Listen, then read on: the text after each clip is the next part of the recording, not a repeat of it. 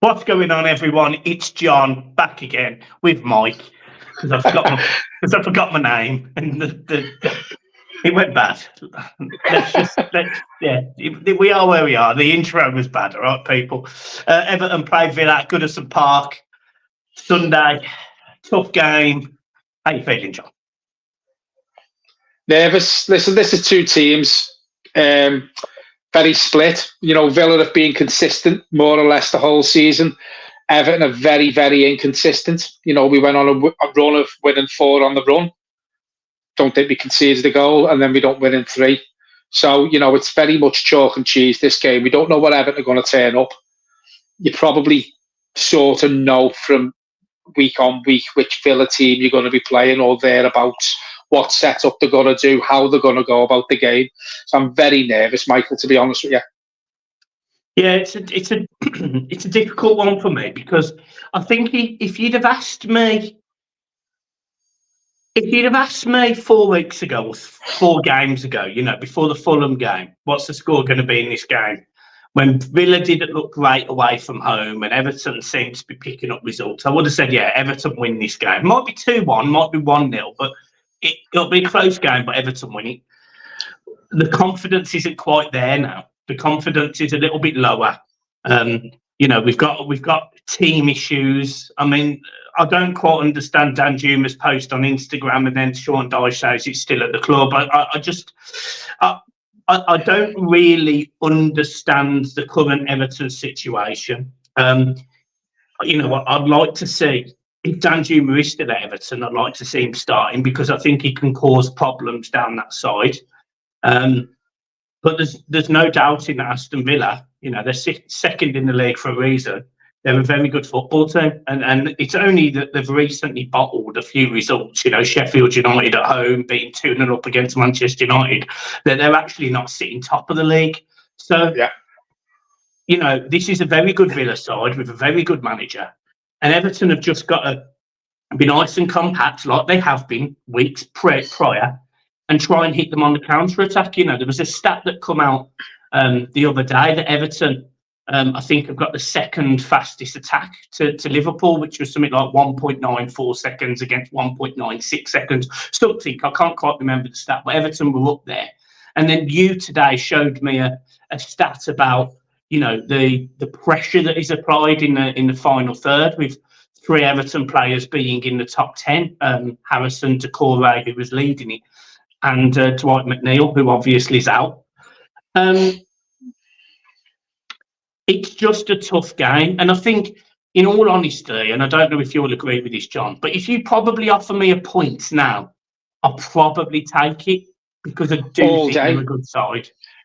I'll take a point all day. And you look at the games you've got coming up, they're not easy neither. Going back to the Dan Juma thing, which you said, listen, I think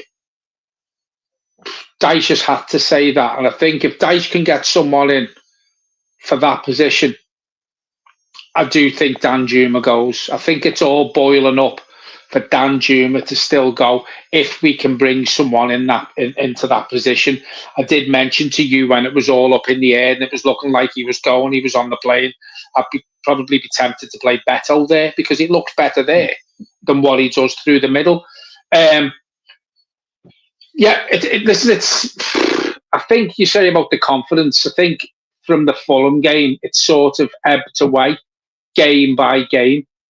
And, you know, if you look at this Everton team now and the lack of confidence we have compared to the one that won them 4 games on the run, and I've said this to you and I've said this many times on here, there's no in between with this Everton team, Michael. You either do what we done with them 4 games or you go on this run where you don't know what team you're going to get turning up. And you mentioned about the stats there. You know, it's all right having the second fastest attack, you know, or turnover or whatever you said it was. But you've got to make that count. And we don't make that count. It's no good having that if you're not scoring enough goals to win games. So listen, and I've said this before, all these stats look brilliant when you look at them, but they don't mean anything. If you're not converting that 1 point, whatever it was, or 2 point, you know, for breaking, you're not converting that into goals. What's the point?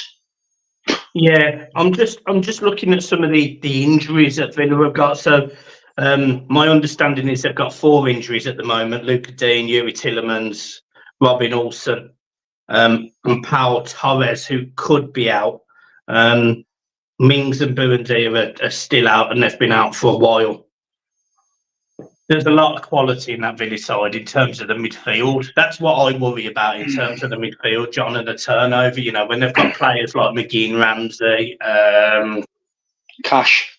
yeah, well, he plays right back. I mean, freaking Yeah, hell. yeah, I know that, but he's still a good player. You know what I Yeah, mean? And yeah. he can score goals and stuff. You know, I just worry that when the ball goes into the middle of the park, and we have seen it, we've looked very distant from the ball. You know, we've looked like we've been pulled out of position. James Garner's been pulled out of position. Anana at times. You know, we know everyone's thoughts on Anana, but he goes missing in games that you need him to step up in. And I'm just hoping that this is a game that he steps up in. And the reason why I'm hoping this is a game Anana steps up in is because he actually had a good performance against Villa when we played them in the Carabao Cup, because we played Villa at Villa Park and beat them. We're the only team, I think, at Villa Park to win this season in terms of any game. So he played well. So I'm hoping that Anana,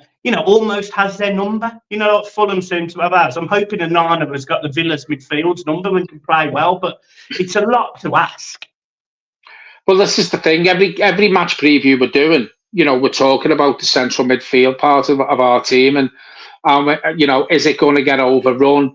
What sort of midfield is he going to pick? You know, are we going to stop the runners? Are we going to get the ball forward quick enough? And we have this conversation all the time, and the answer to that is you never know. The good thing is it looks like Decore is probably going to start. Yeah, listening to Dyche today, looks like he's going to be back into the team, which for me improves our midfield massively, because we've said this many times.